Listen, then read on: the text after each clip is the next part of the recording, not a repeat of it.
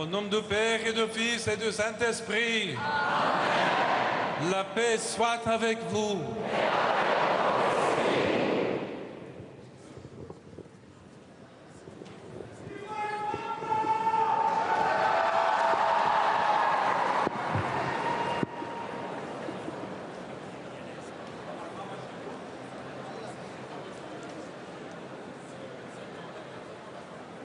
Très cher Saint-Père, aujourd'hui, tout le Liban a vécu une journée de grâce. Votre prière dans la grotte de Saint-Charbel, sainte du silence et de la lumière, nous a rappelé la force salvatrice de la foi. À présent, au pied de Notre-Dame de Liban, nous sommes rassemblés sous le regard maternel de celle qui embrasse tous ses enfants. Un sanctuaire où les peuples et les religions se rencontrent et se réconcilient.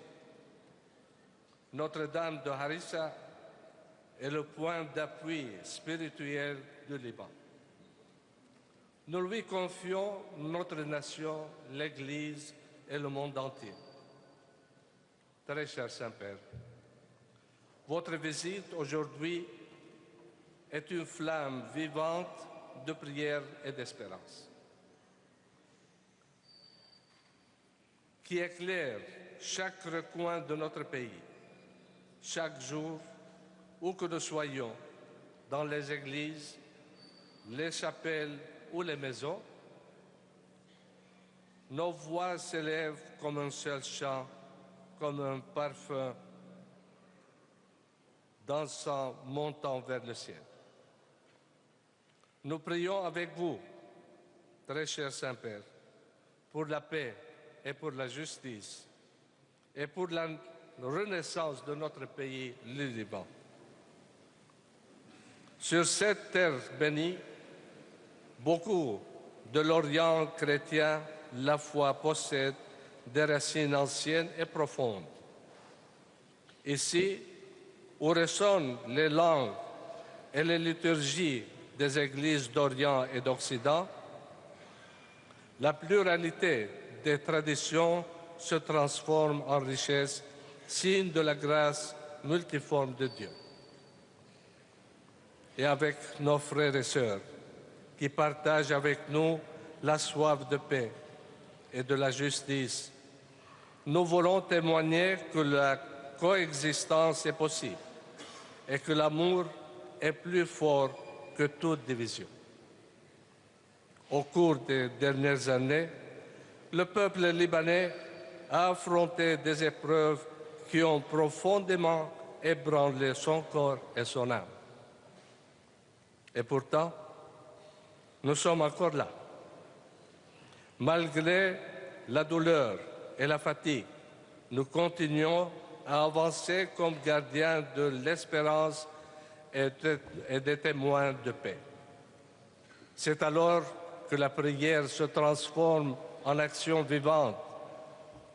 Nous tendons la main aux pauvres, nous accompagnons les jeunes désorientés, nous essuyons les larmes de ceux qui ont tout perdu.